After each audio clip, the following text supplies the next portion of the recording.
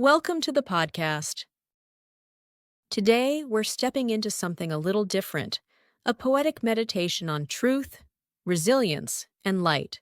We'll be exploring an excerpt from a powerful piece titled Honesty, the Breathing Lighthouse.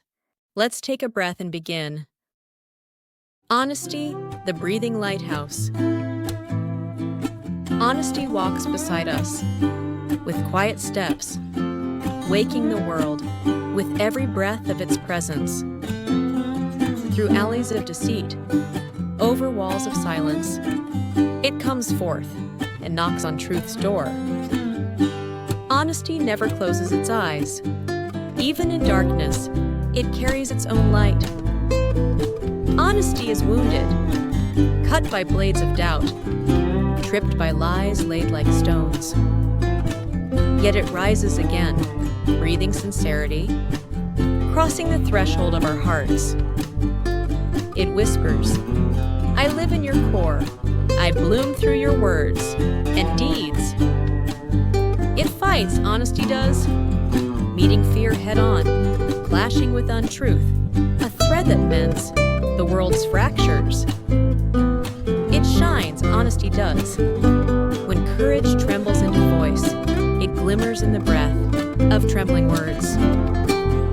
It lives, honesty does, beating louder when we turn away, smiling quietly when we meet its gaze. And in the end, it guides us like Polaris in the night, a steadfast compass, a lighthouse that breathes.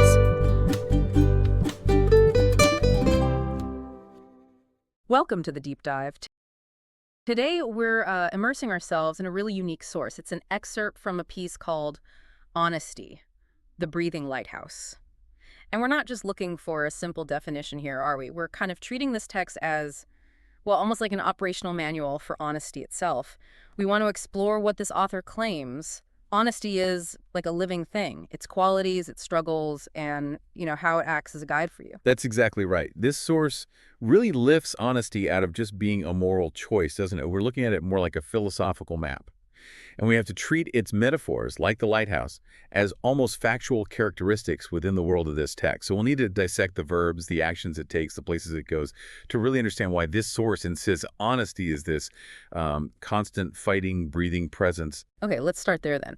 This idea of honesty's quiet but persistent nature, because the text hits you with a bit of a contradiction right away. It says, honesty walks with quiet steps, but also it's waking the world with every breath of its presence.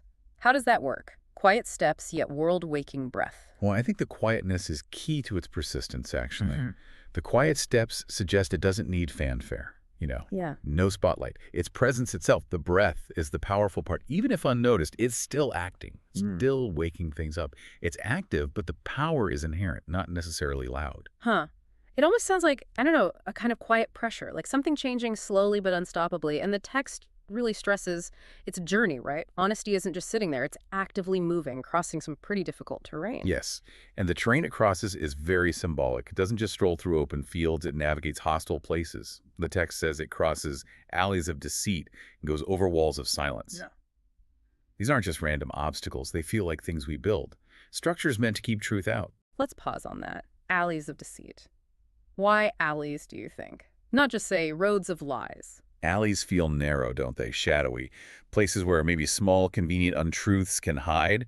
Honesty has to squeeze through these tight, complex spots where we try to obscure things. Okay. And what about the walls of silence? Silence often feels passive, but here it's a barrier. Exactly. It suggests that not speaking, holding back truth, can be just as much of an obstacle as an outright lie. Honesty needs the will to actually climb over that refusal to speak. So it's not enough to just not lie yourself. Honesty, in this view, has to actively pursue truth, even when it's hidden or walled off. The text says its goal is to knock on truth's door. Precisely. And it can keep doing this, keep traveling, because the source claims it has this sort of perpetual awareness. It says honesty never closes its eyes, which implies it's always seeing the reality of things, even if we as humans choose to look away sometimes.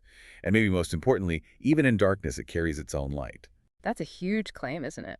About self-sufficiency. If it carries its own light, it doesn't need us or society or anything external to validate it or power it. Its light comes from within. Entirely self-sufficient. That really gets to the heart of the lighthouse idea, doesn't it? A lighthouse doesn't need someone else's approval to shine. Its visibility, its existence, it's just inherent. And this quality, this constant self-lit nature makes it a reliable guide.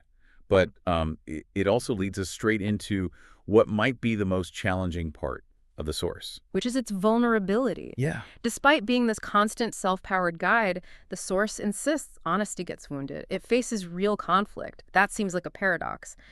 If it's self-lit and always aware, how can it actually be harmed? This is where it gets really psychological, I think. Yeah. The wounds aren't like physical damage in the normal sense. They're attacks on its integrity, maybe. The source is specific. It says honesty is cut by blades of doubt, and it's tripped by lies laid like stones. Okay, blades of doubt. So it's vulnerable to disbelief, maybe external disbelief, people trying to undermine it, but maybe also our own internal doubt. Like, if we doubt whether speaking truth is worth it, does that make honesty weaker? That's a really interesting way to put it. Yeah. The source seems to suggest that yes, if you, the listener, doubt the value of honesty, maybe you're essentially letting those external blades make the cut. And the lies being laid like stones, that implies intention, right? Yeah. Obstacles deliberately put in its path. But it doesn't end there. It gets wounded, but then... Then comes the resilience. That's crucial. The source doesn't dwell on the injury. Right. So how does it recover? What's the mechanism? The text says, despite the wounds, it rises again, breathing sincerity. It's not passive healing. Recovery is active. It's driven by the breath of sincerity. Like sincerity, genuine, unforced truthfulness is the very air it needs to get back up. So sincerity is like its oxygen. That's what fuels its ability to endure being cut or tripped up. And right after it rises, the source says it does something specific. It crosses the threshold of our hearts. It moves inward. Exactly. The attack almost forces it deeper, makes it more personal, more intimate. This shift from being attacked out in the world to becoming restorative inside us, that seems to be its core function. It uses the adversity to get closer. And this entity, honesty, it's also explicitly a fighter, isn't it? The text uses words like fights, meeting fear head-on, clashing with untruth. It sounds quite combative. Oh, definitely. It's not portrayed as a gentle virtue just waiting patiently. It's an active antagonist to fear, to deceit, to all the things we might build to shield ourselves from uncomfortable truths. It has to clash with untruth. That confrontation seems absolutely necessary in this view. And if you look at the bigger picture, this constant fighting, this clashing, it leads directly to its purpose in the world. The source says the result of all this struggle is that honesty becomes a thread that mends the world's fractures. Wow. So the fighting is the mending. Honesty isn't just telling truth. It's the hard, sometimes painful work of putting broken things back together. Okay, so that brings us to how this force manifests in us, in people trying to live honestly. If it's this living thing that fights and mends, where does it actually live inside us, and what does it ask us to do? The source is clear about where it lives. Not in the head, not logic. It whispers, I live in your core. That suggests it's fundamental, foundational to who you are, not just a rule you follow. Like part of our basic makeup. Exactly. And from that core, it has to expand outward. It can't just stay hidden inside. The text insists it will bloom through your words and deeds. The inner core demands outer action. But it doesn't sound easy. I was really struck by the connection it makes between honesty and courage. It says honesty shines when courage trembles into voice. That phrase, the breath of trembling words, well, that's incredibly powerful, isn't it? Think about it. If honesty were easy, why would the words tremble? Trembling comes from fear, from risk, from feeling vulnerable. So the source is saying that the moments when we're most afraid to speak truth, but we do it anyway, that's when honesty is most visible, most radiant. The tremble isn't weakness. It's actually proof of the truth's significance. Precisely. It makes you ask, what's the cost? Why focus on trembling words? It suggests that the really critical moments for honesty, the ones that change things or mend fractures, happen exactly when the truth feels difficult or risky to say. If your voice is perfectly steady, maybe the stakes aren't that high. Honesty here needs that fear to be overcome. It shines brightest right at that point of internal struggle. That really reframes courage, doesn't it? It's not about being fearless. It's about acting truthfully, even while feeling vulnerable. And it seems like this entity, honesty, is always there, whether we acknowledge the trembling or not. It's persistent. The source makes it clear you can't really escape it. It says honesty. Live's honesty does beating louder when we turn away. Ignoring it doesn't make it go away. It just turns up the volume internally. It becomes this insistent pressure you eventually have to deal with. Yeah, a difficult house guest indeed. It gets louder when you ignore it.